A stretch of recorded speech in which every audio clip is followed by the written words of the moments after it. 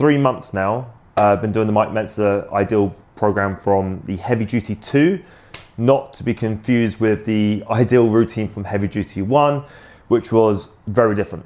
That was a push-pull legs routine with less rest time between sets and a lot more volume and overlapping muscles, whereas in Heavy Duty 2, it was a lot more, it was upper, lower body, and it had more rest days in between.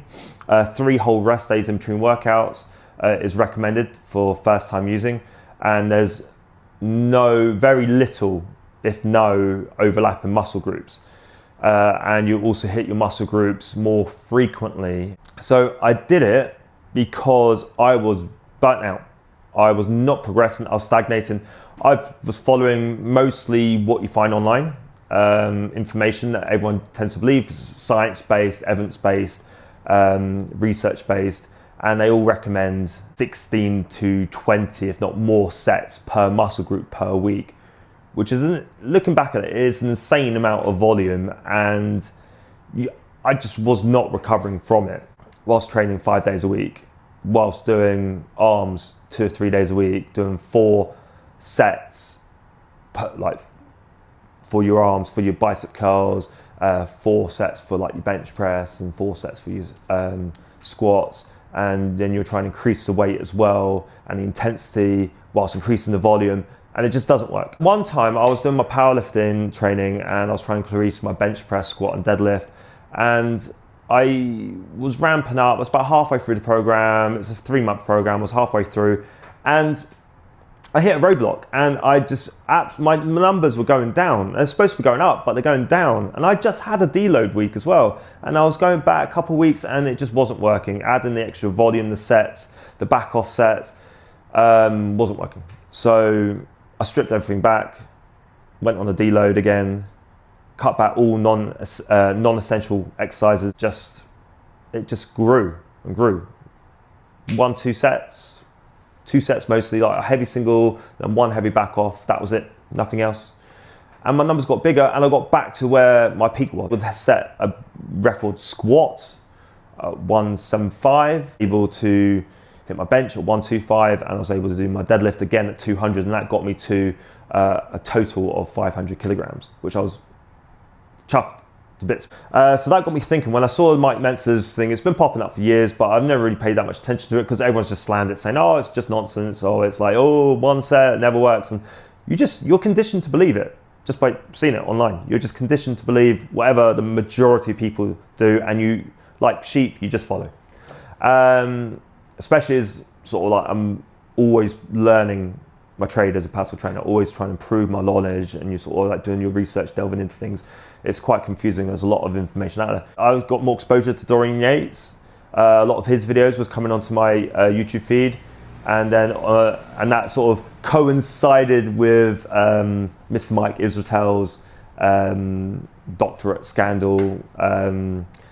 Don't really want to go too much into that, but then science-based lifting kind of took a massive hit as well. I was like, oh, I'm just gonna try it. I can't, like, it's worked before doing deloads. Mike Mentzer's book, I read most recent one, mostly or in the process of being finished and published just before he died in 2001. And that was quite interesting, but I wanted to read the original work when he was actually alive, and publish it himself. Heavy Duty 1 and 2. I read through it and I just related so much to the text, what he was saying about high intensity, going to failure, and you only need 1 set because you triggered the growth mechanism, and then you just need to recover, and then not just recover, but allow time for you to overcompensate and to grow stronger and more muscular. And I really related to that. And I've experienced that before, and I thought, oh, it's refreshing hearing someone else saying it. You always hear like your recovery is really important, but no one really says just do less sets, do less reps. There's always more.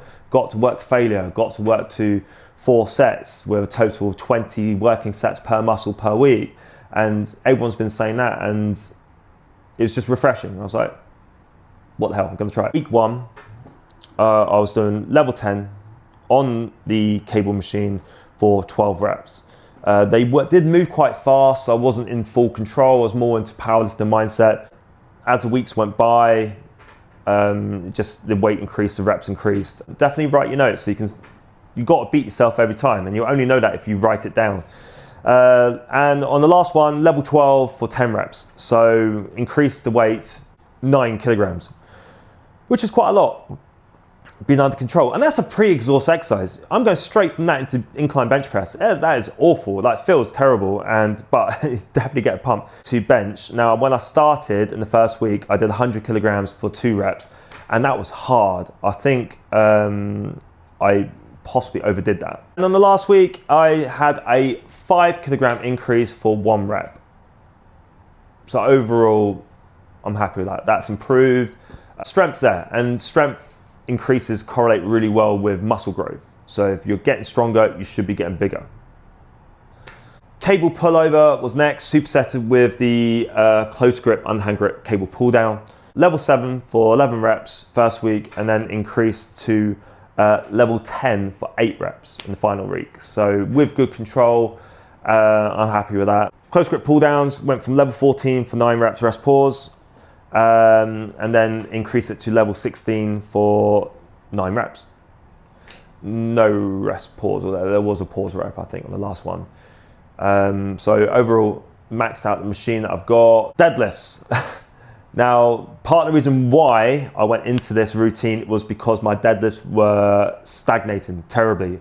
Couldn't break 200. Did 170 kilograms for 5 reps was my best ever that I set maybe a few months before I even started this program. I started at 150 kilograms and I did 5 reps. And I know I stopped short from failure because I was still worried about just burning out too much and doing too much and then not being able to continue. And I didn't want to switch out deadlifts. It says if you do find you're too fatigued, you can switch out to do shrugs instead. But I don't want to do that. And on the final week, I did 180 for 5 reps with a small pause rep of 5 seconds. It felt really strong today. And that was with 1 less rest day. I only had 2 whole rest days in between. 30 kilogram increase, 5 reps, and it's my heaviest deadlifts, 5 reps, heaviest. So I reckon that should help improve my single, which I will go into a powerlifting program after this. Did it work? Yes, it worked. I feel bigger, I feel more confident. I'm happy with the muscle sizes that I put on. I do need to do measurements for my muscle sizes. I did have a sneak peek a couple of weeks ago and they did increase. The strength's gone up on all my exercises, so the muscle mass should have improved, and it should help me increase my numbers for my powerlifting, which is what I'm really buzzed about. Does Mike Mentzer's ideal routine heavy duty 2 work? Yes. Does it work for everyone? No. It is not suitable for beginners. I realised that straight away. Me talking about it, because I was really excited about what I was doing and posted it online. A lot of my clients were interested to find out a lot about it, and they wanted to try it themselves. They wanted to try and work to max intensity, but it just doesn't work for a lot of people because their self-selected end rep, their final rep, their RP10 is way off. It's very hard to push people to the actual limit if they don't really want to go there, or if it burns too much, or if they're worried about the weights. So obviously, a lot of times they were working at lower RPs, which isn't Mike Mentzer's method. It's got to be a true RP10, if not pushing beyond that. For beginners, it's not suitable, but you can train the Mike Mentzer way, but you've got to tweak it. So it is increasing the sets. So instead of doing 1 set to failure, you do a preset to wear you out a little bit, and you try to go to failure more on the last set. So it's 2 sets, try to go to failure on the last set, and you can decrease the rest days as well.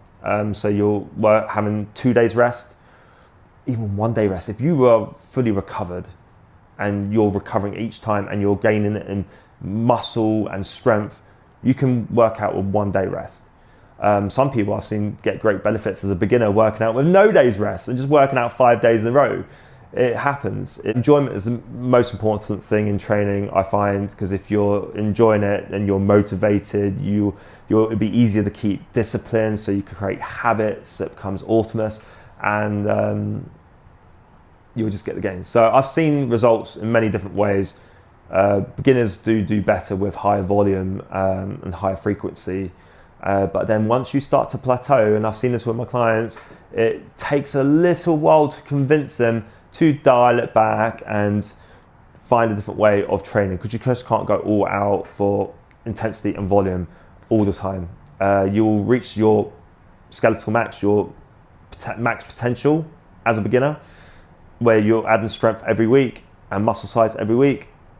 Then you're gonna have to find another way. When you're an intermediate, you're gonna have to be more careful with your exercise selection, working at lower RPEs so you can recover. If you want to keep the volume, you might go for periods where you slowly increase the volume over time, then deload and increase the volume over time, with the RPEs increasing with the intensity as well. And then if you see that you're not recovering, then you will have to be proactive and adapt your routine as you go. So, all right, it's not working, you're not increasing your strength, so we'll strip back, we'll do less sets and work at high intensity.